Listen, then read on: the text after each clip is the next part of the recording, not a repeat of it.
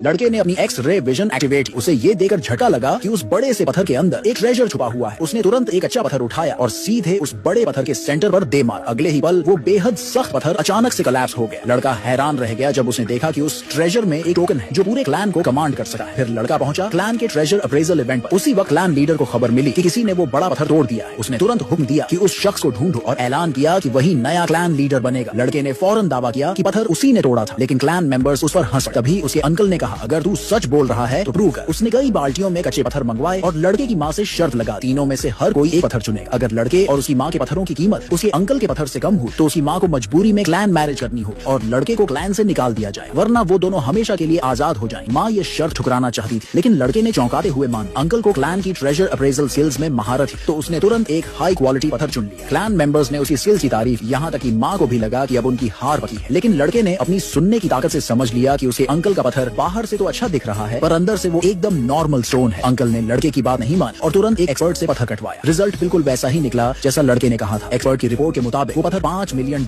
से ज्यादा का नहीं था। ये सुनते ही माँ का कॉन्फिडेंस लौट आया। उसने जल्दी से एक पत्थर चुना जिससे वो खुश थी। जब एक्सपर्ट ने उसे काटा तो उसमें टॉप ग्रेड ग्रीन जेड निकला, लेकिन अफसोस एक प्रॉब्लम थी, नीचे की तरफ क्रैक था, इसलिए उसकी वैल्यू ज्यादा से ज्यादा $3 मिलियन थी। अंकल जोर जोर से हंसने लगा, चाहता था कि वो पूरी तरह हार जाए। उसने लड़के से कहा, अब तेरी बारी है, स्टोन चुन। लड़के ने माँ को सांत्वना दी और फिर से अपनी एक्स रे विजन एक्टिवेट कर दी। साथ ही